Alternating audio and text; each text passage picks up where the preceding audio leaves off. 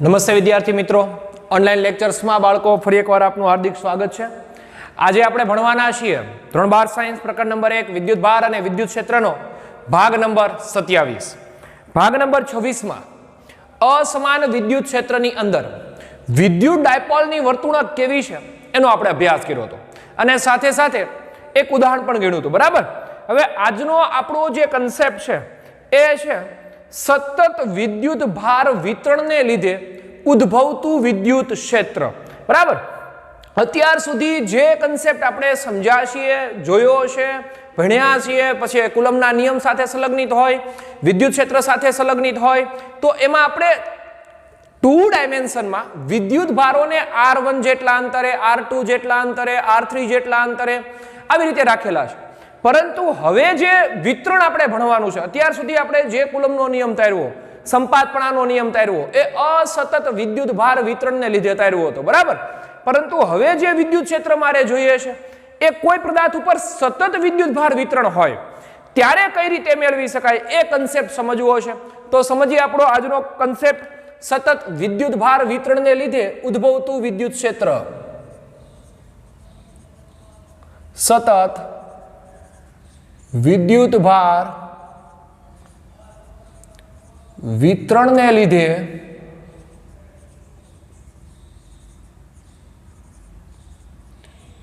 ઉદ્ભવતું વિદ્યુત ક્ષેત્ર. આ કન્સેપ્ટ આજે આપણે ઓનલાઈન લેક્ચર્સમાં ભણવાના છીએ. પહેલા તો સમજીએ અસતત વિદ્યુત ભારનું વિતરણ કઈ રીતે જોયું. તો એના કન્સેપ્ટ આપણે ખ્યાલ છે કે ભાઈ આપણી પાસે જ્યારે કોઈ ઉગમ બિંદુની સાપેક્ષે વિદ્યુત ભાર વિતરણ હોય. બરાબર. આપણે અહીંયા જોઈએ. બરાબર. ચાલો સમજીએ. કોઈ ઉગમ બિંદુની સાપેક્ષે આપણો ઉગમ બિંદુ વિદ્યુત ભાર છે, એની સાપેક્ષે જુદા જુદા અંતરે જે વિદ્યુત ભારો આવેલા છે, આ જે વિતરણ છે અસતત થાય. હવે અસતત વિદ્યુત ભાર વિતરણમાં સરળતાથી તમે બે વિદ્યુત ભાર વચ્ચે કુલમનો નિયમ અને જ્યારે એક કરતા વધારે વિદ્યુત ભારો હોય ત્યારે સંપાતપણાનો નિયમ લાગુ પાડી શકો છો. બરાબર. સેમ કન્ડિશન, આ બે વિદ્યુત ભારો વચ્ચે જો મારે કુલમનો નિયમ જોતો હોય તો તરત કહીશ Q1 Q2 હોય અને R જેટલું અંતર હોય તો F is equal to K Q1 Q2 upon R². એ જ રીતે મારે સંપાતપણાનો નિયમ જોતો હોય તો બધા વિદ્યુત ભારો વચ્ચે જે બળ લાગી રહ્યું છે એ બળોનો હું કરી દઈશું સરવાળો. આ થયું અસતત વિદ્યુત ભાર વિતરણ. બાળકો એકદમ ઈઝી રીતે તમે સંપાતપણાના નિયમની મદદથી કુલ બળ મેળવી શકો છો. બરાબર. કારણ કે આમાં ક્યાંય કલનશાસ્ત્રની જરૂરિયાત પડતી નથી. કલનશાસ્ત્ર એટલે બીજું કાંઈ નહીં પણ આપણું સંકલન. બહુ સિમ્પલી બેઝિક ગણિતના નિયમોને અનુરૂપ આ વિદ્યુત ભારના વિતરણને લીધે આપણે કોઈ બિંદુ પાસે શું મેળવી શકીએ ભાઈ? વિદ્યુત ક્ષેત્ર. યાદ કરીએ આપણે સંપાતપણાના સિદ્ધાંત પ્રમાણે વિદ્યુત ક્ષેત્ર મેળવતા હતા કે ભાઈ Q1 ને કારણે Q ઉપર લાગતું વિદ્યુત ક્ષેત્ર, જેને E1 કીધું હતું, પછી E2 કીધું હતું, E3 કીધું હતું, અને બધાયનો ત્યાં શું કરી દીધો? સરવાળો. તો એકદમ સિમ્પલી ગણિતના નિયમોને અનુરૂપ કલનશાસ્ત્રની જરૂરિયાત વિના આપણે અસતત વિદ્યુત ભાર વિતરણને કારણે શું મેળવી શકીએ છીએ? બળ. પણ રિયલ લાઈફ કંઈક અલગ છે ભાઈ. કારણ કે મોસ્ટ ઓફલી કોઈ પણ પદાર્થ પોતાના જે પરમાણુઓ છે એ અસતત હોતા નથી. બરાબર. અને આમ સમજીએ, અત્યાર સુધી આપણે આવું કરતા હતા કે ભાઈ Q1 હોય, Q2 હોય, Q3 હોય, Q4 હોય, Q5 હોય અને Q6 હોય.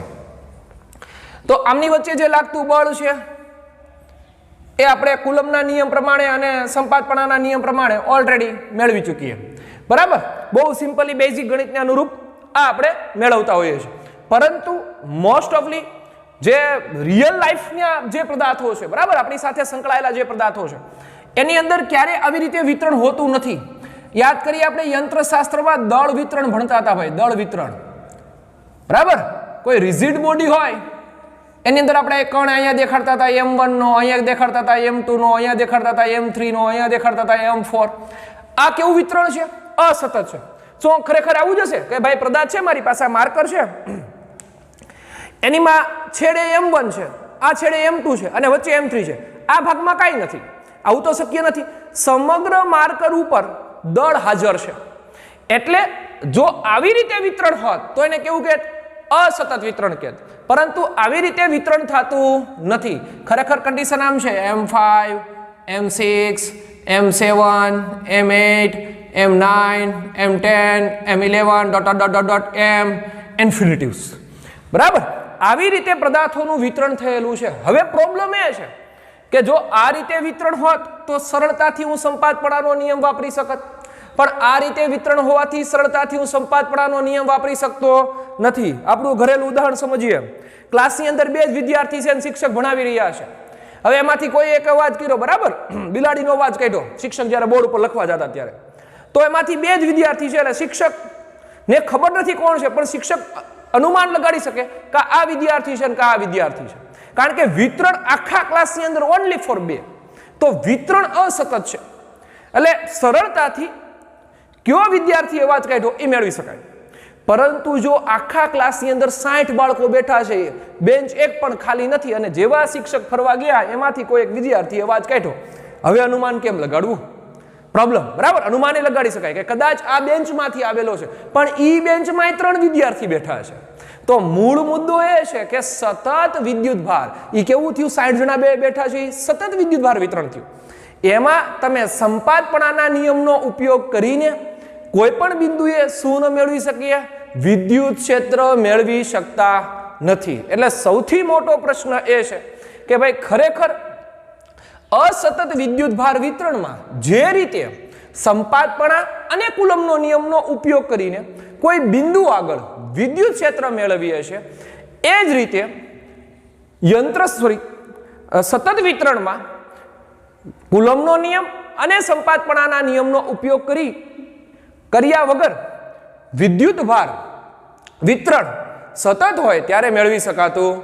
નથી તો હવે સમજીએ કે ભાઈ કઈ રીતે ભાઈ સતત વિદ્યુત ભાર વિતરણ થશે બરાબર ચાલો આપણે કન્ડિશન સમજવી જો અત્યાર સુધી આપણે કયા ભણતા હતા આપણી પાસે બે કન્ડિશન છે એક છે આપણી પાસે અસતત વિદ્યુત ભાર વિતરણ તમે જોઈ શકો છો અને એક છે આપણી પાસે સતત વિદ્યુત ભાર વિતરણ આ જે છે એ સતત વિદ્યુત ભાર વિતરણનું ઉદાહરણ છે અને આ જે છે અસતત વિદ્યુત ભાર વિતરણનું ઉદાહરણ છે તો સતત વિદ્યુત ભારમાં શું થઈ રહ્યું છે જોઈએ ચાલો આપણે આખું સંપાતપણાનો નિયમ અને કુલમનો નિયમ કયા શાસ્ત્રને અનુરૂપ છે સ્થિત વિદ્યુત શાસ્ત્ર તો એને ફોલોઅપ કરવું જોઈએ આ વિતરણ જોઈએ ફોલોઅપ કરે છે કે નહીં આ જે વિતરણ મેં દેખાડ્યું છે બાળકો આ જે સતત વિદ્યુત ભાર વિતરણ છે કન્ટિન્યુઅસ ચાર્જ ગોઠવેલા છે બરાબર પહેલો બીજો ત્રીજો ચોથો પાંચમો ને છઠ્ઠો આ જે કન્ટિન્યુઅસ ચાર્જ છે એમાંથી કોઈ એક ચાર્જ વિશે આપણે વાત કરીએ દાખલા તરીકે આ બધા મેં પ્લસ પ્લસ પ્લસ પ્લસ ગોઠવી દીધા કોઈ એક રેખા ઉપર ધન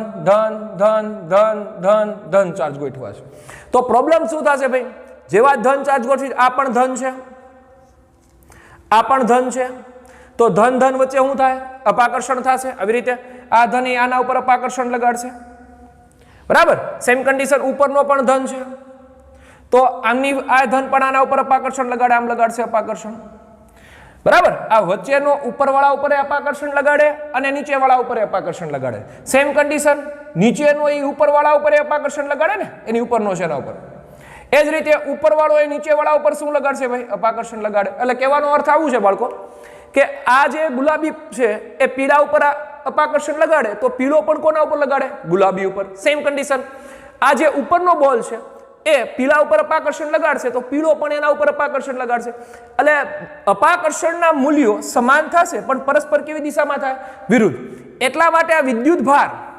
દૂર જઈ શકશે નહીં જો અપાકર્ષણ થાત અને અસતત હોત આવી રીતે હોત આમની વચ્ચે અપાકર્ષણ થાય તો આની વચ્ચે સ્પ્લિટ થઈ શકે આ બે વિદ્યુત ભાર એકબીજાથી ક્યાં જઈ શકે દૂર પણ અહીંયા પ્રોબ્લેમ એ છે કે અપાકર્ષણ થતું હોવાથી પરંતુ બે એકબીજાની વિરુદ્ધ દિશામાં હોવાથી આ પીળો બોલ ત્યાં ને ત્યાં શું થઈ જશે સ્થિર અને એ તો આપણે જોઈએ ભાઈ સ્થિર થયો એનો અર્થ સાફ કે કયા શાસ્ત્રને અનુરૂપ તો કે સ્થિત વિદ્યુત શાસ્ત્રને અનુરૂપ આ પોઈન્ટ આપણે ભણી શકીએ બરાબર અને એને કારણે જ આપણે એવું લખતા હતા કે ભાઈ સ્થિત વિદ્યુત શાસ્ત્રમાં સંપાતપણાનો નિયમ અને કુલમનો નિયમ ખૂબ જ અગત્યનો છે એનું કારણ તો કે જ્યારે વિદ્યુત ભારોને કેવી પરિકલ્પના સ્થિર પરિકલ્પના સાથે સાંકળીએ ત્યારે કુલમના નિયમ અને સંપાતપણાના નિયમનો શું કરી શકીએ ભાઈ ઉપયોગ તો બાળકો હવે આપણે અસતતને બદલે કેવું વિતરણ ભણવું છે ભાઈ સતત વિતરણ ભણવું છે આ તો કોઈ રેખાની વાત થઈ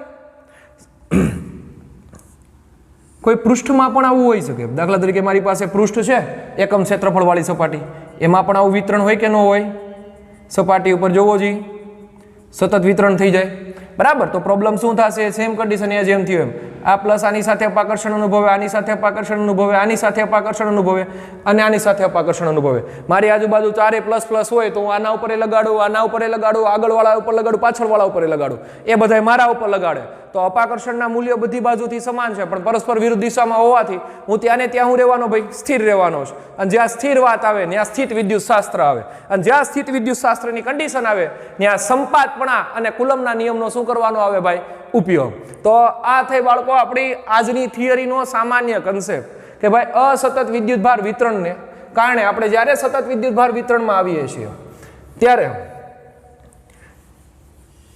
કઈ રીતે એનું વિદ્યુત ક્ષેત્ર મેળવવું જોઈએ એ આપણો પ્રશ્ન છે બરાબર અસતતમાં તો આપને ખબર છે કે ભાઈ અસતતમાં કઈ રીતે તમે મેળવશો તો કે કુલમના નિયમ અને સંપાતપણાના નિયમને પણ સતતમાં કઈ રીતે મેળવવું જોઈએ કન્સેપ્ટ ચલો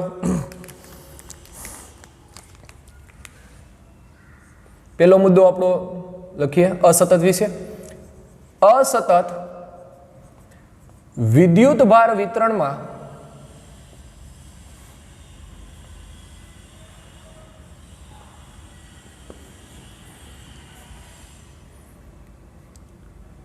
કોઈ બિંદુ પાસે નું વિદ્યુત ક્ષેત્ર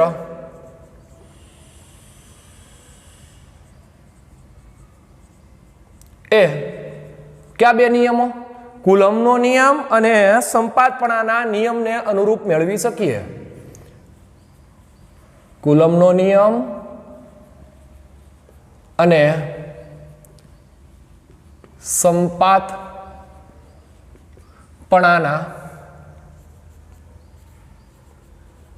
નિયમ અનુરૂપ મેળવી શકાય બરાબર તમે સંપાતપણાનો નિયમ વાપરો કે ભાઈ સોરી અનુરૂપ મેળવી શકાય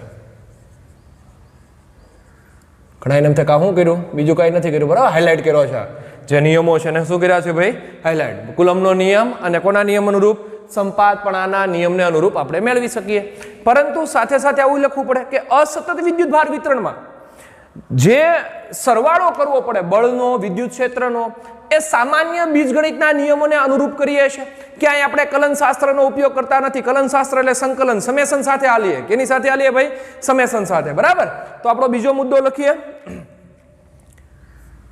અસતત વિદ્યુતભાર વિતરણમાં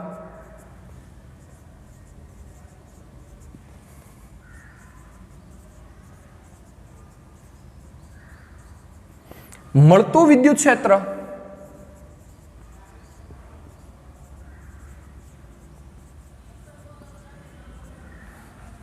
નો સામાન્ય ગણિતના નિયમને અનુરૂપ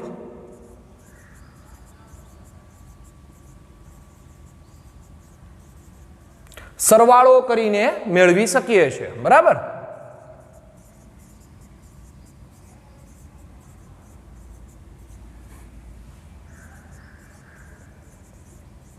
મેળવીએ છીએ પણ શેનો ઉપયોગ નથી કરતા તો કે સંકલન કલનશાસ્ત્રનો ઉપયોગ કરતા નથી પરંતુ કલનશાસ્ત્રનો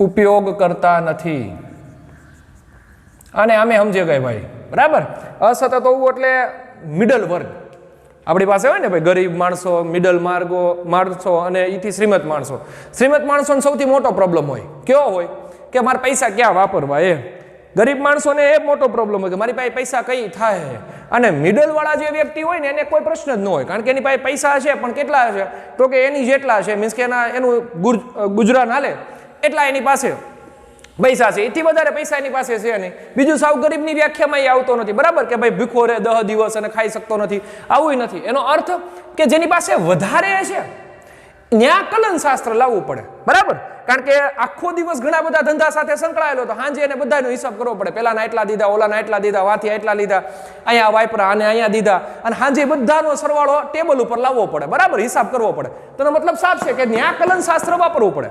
જેમ મેક્સિમમ એમ કલન શાસ્ત્રનો ઉપયોગ, જેમ મિનિમમ એમ કલન શાસ્ત્ર નહીં, પણ કોના તો કે સામાન્ય ગણિતના નિયમોને અનુરૂપ વાર્તા હાલે. એક કરિયાણાની દુકાન રાખીને બેઠો છે ને એક મોટી બધી ઇન્ડસ્ટ્રી જકાવી રહ્યો છે, તો પ્રોબ્લેમ એ છે કે કરિયાણાવાળાને બહુ સામાન્ય બીજગણિતના નિયમોને અનુરૂપ સરવાળો કરવો પડશે, પણ પેલો ઇન્ડસ્ટ્રી નાખીને બેઠો છે 10-12, એને સામાન્ય બીજગણિતના નિયમોને અનુરૂપ નહીં, પણ કોને તો કે કલન શાસ્ત્રના નિયમોને અનુરૂપ સરવાળો કરવો પડશે. એટલે આ કન્સેપ્ટમાં એવું સમજીએ ગઈ કે જેમ વધારે વિતરણ, બરાબર, જેમ ચાર્જ વધારે, જેમ ધંધા વધારે, એમ કલન શાસ્ત્રનો ઉપયોગ કરવો પડે, અને જેમ અસતત વિદ્યુતભાર વિતરણ એટલે કે ઓછા ધંધા, એમ બિલકુલ સામાન્ય બીજગણિતના નિયમોને અનુરૂપ આપણે શું મેળવી શકીએ ભાઈ? વિદ્યુત ક્ષેત્ર. તો હવે સોલ્યુશન લાવવું છે ભાઈ. અસતતની વાર્તા પૂરી થઈ, પરંતુ જો મારી પાસે સતત વિદ્યુતભાર વિતરણ હોય, અને મોટા ભાગના પદાર્થોમાં આવું જ છે, કેવું તો કે સતત છે ભાઈ, અસતતની વાત છે નહીં, બરાબર. તો જો મારી પાસે અસતત વિદ્યુતભાર સતત વિદ્યુતભાર વિતરણ હોય, ત્યારે કઈ રીતે વિદ્યુત ક્ષેત્ર મેળવવું એ હવે સમજીએ આપણો કન્સેપ્ટ. સતત વિદ્યુતભાર વિતરણ માં વિદ્યુત ક્ષેત્ર.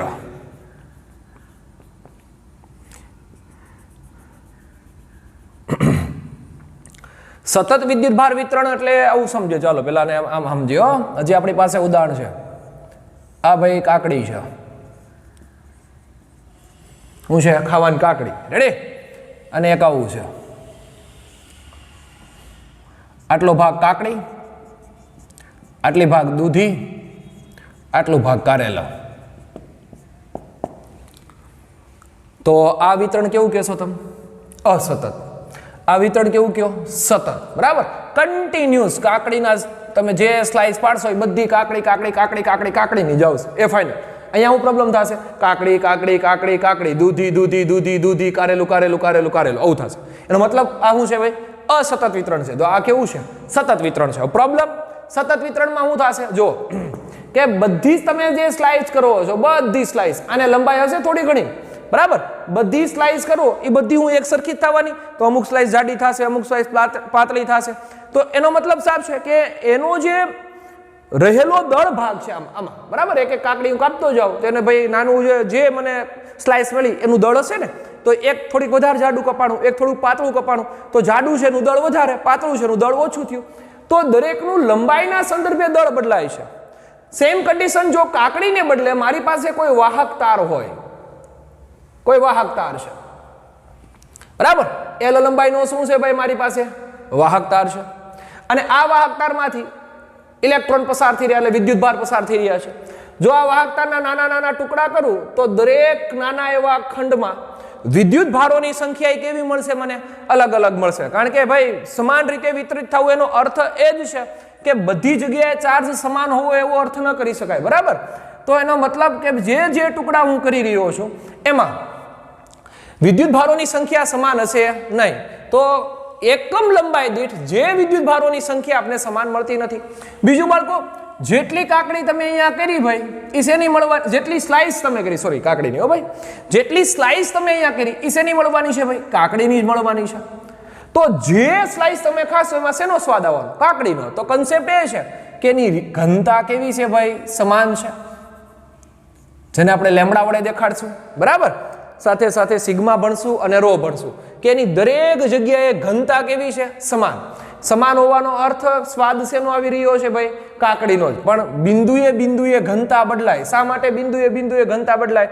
એનું રીઝન આવું છે બાળકો કે આપણી પાસે જે કાકડી હોય ને એમાં તમે બરાબર જોજો, એના જે છેડા હોય ને ડીટીયા પાસે, ત્યાં એ થોડીક પાતળી હોય અને વચ્ચેનો ભાગ થોડોક ફૂલાયેલો હોય. તો તમે જ્યારે સ્લાઇસ કરો ત્યારે વચ્ચેના ભાગે આવશો એટલે એ થોડોક મોટો ભાગ મળશે, પણ જેમ જેમ છેડે જશો એમ ભાગ કેવો પડશે? નાનો. હવે બધી જે સ્લાઇસ ખાવશો એમાં કાકડીનો સ્વાદ આવે. એટલે ઘનતાનું સ્વરૂપ એક છે, પરંતુ ઘનતાનું મૂલ્ય અંતર બદલાતા શું થઈ રહ્યું છે ભાઈ? બદલાઈ રહ્યું છે. તો આ કન્સેપ્ટ ઉપરથી આપણે સતત વિદ્યુતભાર વિતરણમાં ઘનતા પરથી હું મેળવવાના છીએ? વિદ્યુત ક્ષેત્ર. વિદ્યુત ભારો પરથી નહીં. શા માટે વિદ્યુત ભારો પરથી ન મેળવાય? એનું એક કારણ એ છે બાળકો, હમણાં જ આપણે ક્લિયર કરીએ, બરાબર? કે પેલા ઓલા 60 જણાના ક્લાસમાં પેલા એ ભાઈ બિલાડીનો અવાજ કાઢ્યો, તો એમાં તમે શું કર્યું? તો મૂળ મુદ્દો કે એમાંથી કોઈ એક વ્યક્તિને પકડવો છે, એટલે તમે 3 પાર્ટ હતા, એમાં 2 પાર્ટમાંથી નહોતો આવ્યો ને એક પાર્ટમાં થયો, એટલે સમગ્ર એક પાર્ટને પકડો. એ એક પાર્ટમાંથી 3 બેન્ચનો પકડ્યો, 3 બેન્ચમાંથી 2 બેન્ચ, 2 બેન્ચમાંથી 1 બેન્ચ, 1 બેન્ચમાં 3 હતા, પાછા એમાં આ ડાબી સાઈડ અને જમણી સાઈડનો નહીં, પણ કોને પકડો? વચ્ચેનો પકડો. તો કન્સેપ્ટ એ છે કે ભાઈ અહીંયા શું પાડવા પડશે? ભાગ પાડવા પડશે, અને એ ભાગને આધીન દરેક ભાગની શું ગોતવી પડશે? મારે ઘનતા ગોતવી પડે. તો મૂળ મુદ્દો અહીંયા કે ભાઈ સતત વિદ્યુત ભાર વિતરણમાં આપણે જ્યારે વિદ્યુત ક્ષેત્ર મેળવતા હોઈએ ત્યારે કોની સાથે આપણે હાલવાના છીએ? તો કે ઘનતા સાથે. શા માટે વિદ્યુત ભારો સાથે ન હલાય? એનું કારણ શું છે ભાઈ? એનું કારણ એમ છે બાળકો કે ભાઈ વિદ્યુત ભારો સાથે એટલા માટે ન હલાય કારણ કે સતતમાં તો કેટલા બધા ચાર્જ છે. હવે એક એકનું ગોતવા જઈએ તો લાંબુ પ્રોસેસ થઈ જાય, બરાબર? એના બદલે સીધું જ આટલામાં કેટલા એ ઘનતા સાથે કન્સેપ્ટ આપણે હાલીએ અને શું ભણીએ? વિદ્યુત ક્ષેત્ર. ચાલો સમજીએ કન્સેપ્ટ. સતત વિદ્યુત ભાર વિતરણમાં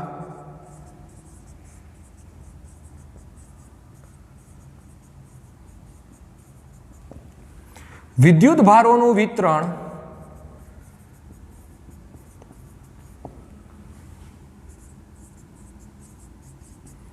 સરળ રીતે સતત હોવાથી, કન્ટિન્યુઅસ હોય, એક પછી એક હોવાથી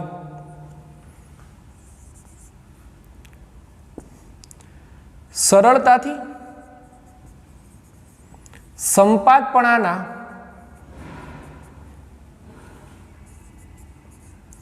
નિયમ પ્રમાણે હું ન મેળવી શકાય? વિદ્યુત ક્ષેત્ર મેળવી શકાતું નથી, બરાબર?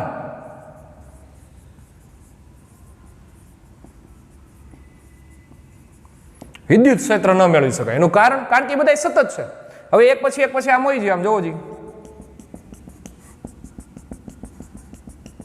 અને પી બિંદુ એ વિદ્યુત ક્ષેત્ર ગોતવું, તો આના ઉપર લગાડે, આના ઉપર લગાડે, આના ઉપર, આના ઉપર, એને બદલે આવું જ કરો ને ભાઈ કે આટલા ખંડનું વિદ્યુત ક્ષેત્ર ગોતી લ્યો ને, બરાબર? આટલા ખંડનું વિદ્યુત ક્ષેત્ર ગોતી લ્યો, જો એક નું લાગત તો કેટલી વાર લાગત, બરાબર? એને બદલે આખા ખંડની વાત કરી, અને એ ખંડની લંબાઈ કંઈક થોડી ઘણી છે જે છે, અને એ ખંડમાં રહેલા જે વિદ્યુત ભારો છે એને ઘનતા હશે થોડી ઘણી, તો એ ઘનતા અને લંબાઈના સંદર્ભને કેચઅપ કરો અને સરળતાથી હું મેળવી શકો વિદ્યુત ક્ષેત્ર. એટલા માટે આપણે સતત વિદ્યુત ભાર વિતરણમાં કોનો ઉપયોગ કરીએ છીએ? તો કે વિદ્યુત ભાર વિતરણની ઘનતાનો, અને એ ઘનતા 3 પ્રકારની છે. જોઈએ સતત વિતરણમાં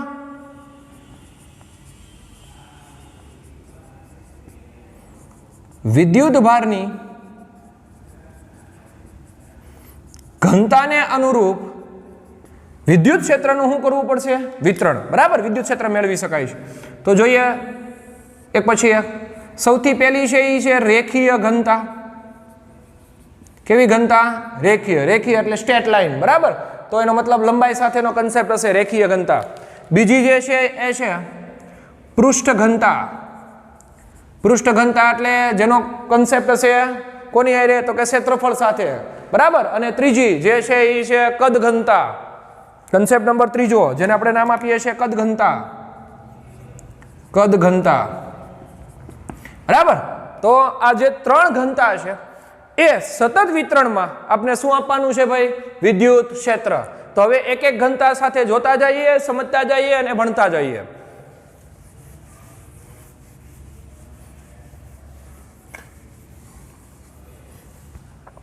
કઈ ઘનતા ભણવી છે સૌથી પહેલા? તો કે રેખીય ઘનતા. ચાલો સમજીએ.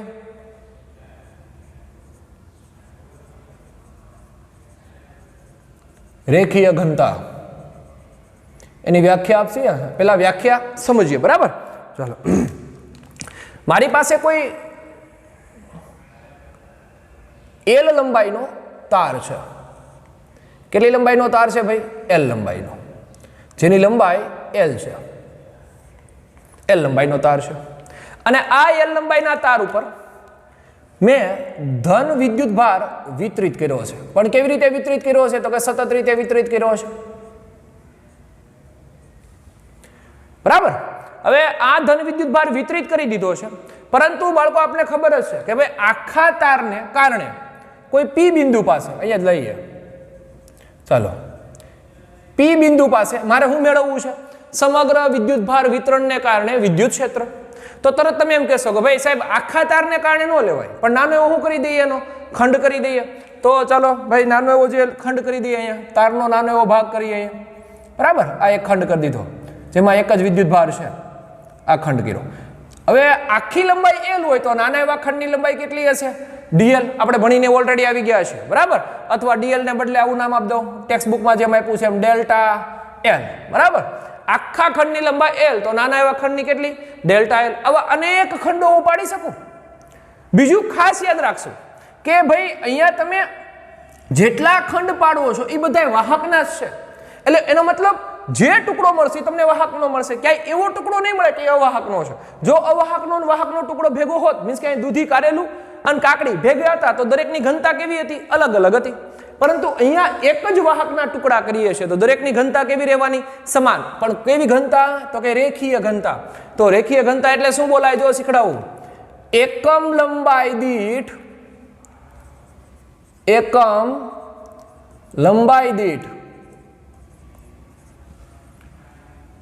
ખંડમાં રહેલા વિદ્યુત ભારની સંખ્યા, બરાબર. આપણે ટેક્સ્ટ બુકમાં એવું લખ્યું છે બાળકો કે તમને સીધો ક્ષેત્રફળ સાથે સાંકળો છે, પછી આપણે L લંબાઈ સાથે આપણે L સાથે પછી આપણે ક્ષેત્રફળ. કોઈ પણ ખંડ હોય ને, કોઈ પણ ખંડ એ સ્થૂળ ક્ષેત્રના સંદર્ભે નાનો હોય પણ સૂક્ષ્મ ક્ષેત્રના સંદર્ભે બહુ મોટો હોય. ફરીવાર સમજીએ, કોઈ પણ ખંડ, બરાબર. આખા સફરજનમાંથી એક શીર બહાર કાઢી મેં તો એ આખા સફરજનની દ્રષ્ટિએ શીર કેવો છે? નાનો ભાગ. પણ એની અંદર રહેલું વિટામિન્સ, જે શીરની અંદર રહેલું વિટામિન છે, એ જે તમે કટકો કર્યો છે એના કરતા એ કેવું હશે? મેક્સિમમ હશે. તો અહીંયા એ જ કન્સેપ્ટ જોવો જોઈએ. નાના એવા ખંડમાં આખા પદાર્થ કરતા નાનો એવો ખંડ સૂક્ષ્મ છે, એટલે કે સ્થૂળ કરતા આ સૂક્ષ્મ છે, પણ એની અંદર આવેલા વિદ્યુત ભારોની સંખ્યા કેવી છે? ઘણી બધી વધારે છે. હો, તમારી પાસે કોઈ તાર હોય ને તમે નાનો એવો આટલો મોટો તાર છે અને એમાંથી આટલો એવો કટકો કરીએ એવા, તો એની અંદર વિદ્યુત ભારો લાખો અને કરોડોની સંખ્યામાં હોય. તેનો મતલબ સૂક્ષ્મમાં પણ લાખો અને કરોડોની સંખ્યામાં વિદ્યુત ભારો છે. તો આપણા ચોપડીમાં આવું, ટેક્સ્ટ બુકમાં આવું લખ્યું છે કે નાનો એવો ખંડ સ્થૂળ દ્રષ્ટિએ સૂક્ષ્મ છે, પરંતુ વિદ્યુત ભારની દ્રષ્ટિએ સ્થૂળ છે, ખૂબ મોટો છે. એનો અર્થ આમ છે કે જે તાર છે એના સંદર્ભે ખંડ નાનો એવો છે, પણ ખંડની અંદર રહેલા વિદ્યુત ભારોની સંખ્યા કેવી છે? ઘણી બધી વધારે, બરાબર. ચાલો, તો એકમ લંબાઈ દીઠ, એકમ લંબાઈ એટલે નાની એવી લંબાઈ કે ડેલ્ટા L દીઠ ખંડમાં રહેલા કોણ? તો કે વિદ્યુત ભારની સંખ્યા. ધારો કે આ ખંડની અંદર ડેલ્ટા Q જેટલા વિદ્યુત ભાર છે. સમગ્રમાં કેટલા છે? તો કે સમગ્ર તારમાં Q જેટલા વિદ્યુત ભાર મેં વિતરણ કર્યા છે. તો નાના એવા ખંડમાં કેટલા હશે? Delta Q. લઈએ એકમ લંબાઈ, એકમ લંબાઈ એટલે ડેલ્ટા L. રેખીય ઘનતાને દેખાડાય લેમડા વડે, તો સૂત્ર થાય delta Q upon delta L. એની જ વ્યાખ્યા ઉપરથી જોવો જી, એકમ લંબાઈ, એકમ એટલે શબ્દ ક્યાં આવશે? લંબાઈનો છેદમાં ઉપર કોણ આવશે? વિદ્યુત ભારની સંખ્યા, બરાબર. તેથી ડેલ્ટા બરાબર એકમ લઈ લઈએ, રેખીય ઘનતાનો એકમ શું થશે? તો આમાં પાઈ કુલમમાં, આમાં પાઈ મીટરમાં, તો કુલમ પ્રતિ મીટર, બરાબર. અને પારિમાણિક જો સૂત્ર લેવા જાવ પાછું, તો એનું પાછું થશે કુલમનું એમ્પિયરના સંદર્ભે કન્વર્ટ કરો એટલે આવું થશે A1 T1 છેદમાં મીટર છે, પણ ઉપર આવે કેવું થઈ જાય? L-1. જરા ખરખું લખીએ એટલે આવું થાય કે ભાઈ આ આમ લખો તોય ચાલે, A1 T1 L-1, અથવા તો આમ લખો M0 L-1 T1 A1 તો પણ ચાલે. હો ભાઈ, આ થઈ ગયું એનું પારિમાણિક સૂત્ર. રેડી? ચાલો, હવે આપણો મૂળ ભાગ શું તારવવું છે? એનું વિદ્યુત ક્ષેત્ર. અને એ વિદ્યુત ક્ષેત્ર તારવતા પહેલા આપણે પૃષ્ઠ ઘનતા અને કદ ઘનતા મેળવીએ, અને પછી સાથે સાથે બધાના એક સાથે વિદ્યુત ક્ષેત્ર તારવીએ. તો બીજો કન્સેપ્ટ ભણીએ, પૃષ્ઠ ઘનતા. હવે તાર નથી પણ પૃષ્ઠ છે અને પૃષ્ઠ ઉપર આપણે કેવું વિતરણ કર્યું છે સતત. તો જોઈએ કન્સેપ્ટ સેમ કન્ડિશન અહીંયા જે આપણે આકૃતિ દોરીએ છીએ એના કરતા આપણે પૃષ્ઠનો ભાગ ભણીએ. ચાલો આ કેવું વિતરણ થયું આપણું પૃષ્ઠ વિતરણ બરાબર. અહીંયા તમે જે જુઓ છો આ જે સમગ્ર વિદ્યુત ભારો છે બરાબર એ કેવા વિતરણમાં પડ્યા છે તો કે પૃષ્ઠમાં. આ આપણું એકમ ક્ષેત્રફળ વાળો ભાગ છે અને એની અંદર આ વિદ્યુત ભારોનું મેં કેવું વિતરણ કર્યું છે સતત કન્ટિન્યુઅસ ચાર્જ ગોઠવેલા છે. હવે આ કન્ટિન્યુઅસ ચાર્જની અંદર હું નાના એવા ખંડ કરતો જાઉં આ 4ના આ 3ના આ 3ના અને આ 4ના. તો આ ખંડ આ ખંડ આ ખંડ અને આ ખંડ થોડું ઘણું હું ઘેરવાના છે ભાઈ ક્ષેત્રફળ. તો અહીંયા જે રીતે આપણે લંબાઈની વ્યાખ્યા રેખીય ઘનતાની વ્યાખ્યા આપી છે એમ જ આપણે કોની આપવાના છીએ તો કે પૃષ્ઠ ઘનતાની. સમજીએ કન્સેપ્ટ પૃષ્ઠ ઘનતાનો ભાગ કે આની અંદર પણ વિદ્યુત ભારોને કેવા વિતરિત કર્યા છે ભાઈ કન્ટિન્યુઅસ સતત.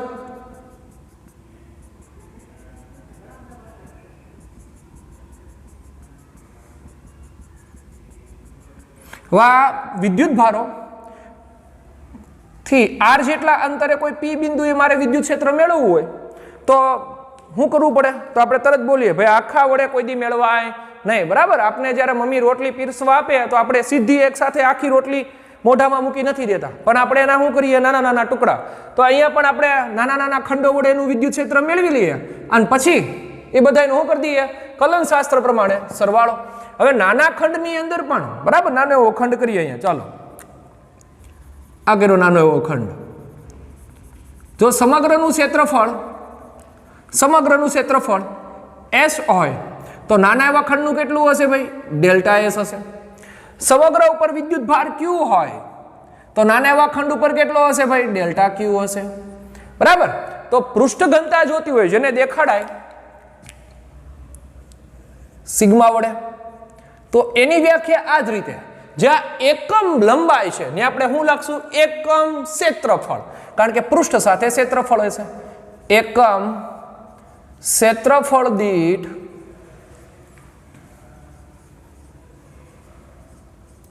ખંડમાં રહેલા વિદ્યુત ભારની સંખ્યા એટલે આપણી કઈ ઘનતા પૃષ્ઠ ઘનતા બરાબર. ચાલો જોઈએ પૃષ્ઠ ઘનતા સિગ્મા સૂત્ર શું થશે ભાઈ છેદમાં કોણ ડેલ્ટા S કારણ કે એકમ ક્ષેત્રફળ delta S upon delta Q બરાબર. ચાલો એકમ હું લખશું આનો ભાઈ ઉપર તો કુલમનો કુલમ જ રહેવાનો. ક્ષેત્રફળનો શું થશે તો કે ભાઈ ક્ષેત્રફળનો થાય મીટર સ્ક્વેર. આ જ રીતે પારિમાણિક સૂત્ર શું થશે એનું ભાઈ પારિમાણિક સૂત્ર તો પાછું ઉપર કાંઈ કરવાનું છે A1 T1 તો છે જ L -1 તો અહીં વર્ગ છે એટલે L -2 થાય તો આપણે જરાક આવું લખીએ M0 L -2 T1 A1. આ થયું એનું પારિમાણિક સૂત્ર અને આ આપણી કઈ ઘનતા થઈ ભાઈ પૃષ્ઠ ઘનતા. હવે નેક્સ્ટ જે ઘનતા ભણવી છે એ છે એની કદ ઘનતા અને પછી આપણે શું તારવવું છે આ બધા એનું વિદ્યુત ક્ષેત્રનું સૂત્ર. પેલા કદ ઘનતા ભણીએ. કદ ઘનતા બાળકો તમને ઘણીવાર ક્વેશ્ચન હશે કે આ ભાઈ રેખીય પૃષ્ઠને કદ જ કેમ આવ્યું બીજું કેમ કાંઈ ન આવ્યું. એનું રીઝન એવું છે કે પદાર્થનું વિતરણ ત્રણ રીતે તમે કરી શકો. કોઈ પણ પદાર્થ ને દાખલા તરીકે કોઈ પણ પદાર્થ તમને આપે બરાબર જોવા આપે તો તમે તરત એની તપાસશો કે પદાર્થ કેટલો પહોળો છે પદાર્થ કેટલો ઊંચો છે પદાર્થ કેટલો લંબાઈમાં છે. આ ત્રણ જ કન્ડિશન તમે તપાસો કોઈ પણ પદાર્થની L B અને H જ તપાસવામાં આવે. બીજી ચોથી અવસ્થા આપણે કોઈ તપાસતા જ નથી કે ભાઈ L સિવાયનું કંઈક બીજું તપાસ્યું B સિવાયનું અથવા L B H ગુણ્યા કંઈક બીજું કર્યું આવું કાંઈ કરતા નથી બરાબર. ક્ષેત્રફળ મેળવતા હોય તો ભલે કદ મેળવતા હોય તો ભલે અને લંબાઈ મેળવતા હોય તો ભલે. એટલા માટે પદાર્થ સતત વિતરણ જ્યારે ભણો અને સતત વિતરણ ક્યાં થાય તો કે પદાર્થ ઉપર જ થાય. મારા શરીરમાં સતત સેલ છે કે આવું જ નથી ને કે ભાઈ હાથ નાખે સીધો હાથ બહાર નીકળે. જો ન હોત તો એવું થાત અસતત હોત તો બરાબર જગ્યા હોત તો પણ સતત કન્ટિન્યુઅસ સેલ છે તો એનો મતલબ સાફ છે કે ભાઈ મારી લંબાઈ હશે પહોળાઈ હશે અને ઊંચાઈ હશે. તો L B ગુણ્યા H એટલે મારું કદ હશે L ગુણ્યા B એટલે મારું ક્ષેત્રફળ હશે અને ઓનલી ફોર L હશે એટલે મારી રેખીય ભાગ હશે. તો અહીંયા એ જ કન્સેપ્ટ સાથે આલીએ છે કે રેખીય ઘનતા પૃષ્ઠ ઘનતા અને કદ ઘનતા પદાર્થની આ ત્રણ ઘનતાના કન્સેપ્ટ જ આપણે ભણવા પડે. એની સિવાયનો કોઈ ભાગ આપણે ભણવો પડતો નથી. એટલે હવે આપણે ભણીએ આપણી જે ત્રીજી ઘનતા હશે કદ ઘનતા. હવે કદ કોને હશે? તો કે આ તો ક્ષેત્રફળ પૃષ્ઠ સાથે થઈ, લંબાઈ સાથે રેખીય થઈ. કદ તો કે જે લંબાઈ, પહોળાઈ અને શું ધરાવે? ઊંચાઈ, એવો ભાગ દોરીએ.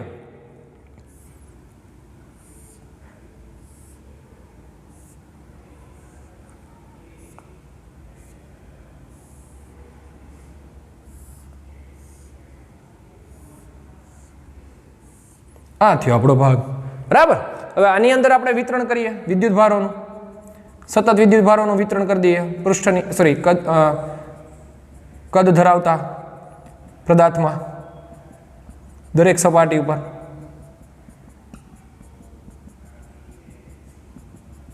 હવે જોવો જી, આ બધાને કારણે એનાથી આર જેટલા અંતરે પી બિંદુ આવેલું હોય ત્યાં વિદ્યુત ક્ષેત્ર ગોતવું હોય તો કે ભાઈ આખાને કારણે તરત મેળવાય નહીં. આપણે એનો શું કરવો પડે? નાનો એવો ખંડ. તો આપણે એનો નાનો એવો ખંડ કરી દઈએ અહીંયા.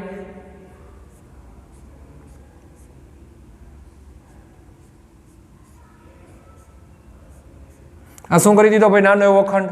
જો આખાનું કદ વી હોય, આખા ઉપર ક્યુ જેટલો વિદ્યુત ભાર હોય, તો નાના એવા ખંડ ઉપર ડેલ્ટા વી જેટલું કદ હોય અને એના ઉપરનો વિદ્યુત ભાર કેટલો હોય? ડેલ્ટા ક્યુ જેટલો. તો હવે આ જ રીતે તમે વ્યાખ્યા શું લખશો ભાઈ? તો કે જ્યાં લંબાઈ, જ્યાં ક્ષેત્રફળ, ત્યાં હવે આપણે કોને ઉમેરશું? કદની વાત કરશું. તો કે એકમ કદ દીઠ વિદ્યુત ભારોની ખંડમાં આવેલા વિદ્યુત ભારોની સંખ્યાને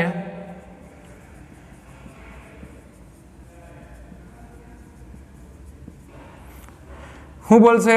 કદ ઘનતા. બરાબર. આ થઈ આપણી કોની વ્યાખ્યા ભાઈ? કદ ઘનતા. એકમ કદ દીઠ ખંડમાં આવેલા વિદ્યુત ભારોની સંખ્યાને. અહીંયા પણ એ જ રીતે તો કદ ઘનતાને દેખાડાય રો વડે, જેનું સૂત્ર થશે વિદ્યુત ભારો કેટલા? તો કે ડેલ્ટા ક્યુ. કેટલા? તો કે એકમ કદમાં. એકમ કદમાં એટલે હું લખશું? Delta v. બરાબર. તો એકમ થશે કુલમ. કદ એટલે એલ ગુણ્યા બી ગુણ્યા એચ એટલે મીટરનો ઘન. તો પારિમાણિક સૂત્ર બાળકો એનું થશે પાસું. શું થશે પાસું? જોવો જી, આ તો એમ જ હો, m0. ખાલી શું કરશું? l નો માઇનસ t1 અને a1. આ થઈ આપણી ત્રણ ઘનતા, પૃષ્ઠ ઘનતા, કદ ઘનતા અને રેખીય ઘનતાની વાત. હવે આપણે કોઈ એક વડે શું મેળવવું છે? વિદ્યુત ક્ષેત્ર. અને બાકીની કન્ડિશન સીધી લખશું. બરાબર. તમારી બુકમાં, આપણી બુકમાં કોની સાથે? તો કે કદ ઘનતા સાથેનો કન્સેપ્ટ આપ્યો છે, તો આપણે કદ ઘનતા સાથે મેળવી દઈએ. પછી આપણે એની સાથે પૃષ્ઠ અને રેખીય ઘનતાના સૂત્રો સાથે લખી દઈશું. તો સૌથી પહેલા આપણો જે કન્સેપ્ટ હતો કે ભાઈ સતત વિતરણ શું કામ કર્યું અને કઈ રીતે જોયું, તો આની ત્રણ ઘનતા અને હવે કોઈ એક વડે આપણે શું મેળવવું છે? એનું વિદ્યુત ક્ષેત્ર. બરાબર. ચાલો.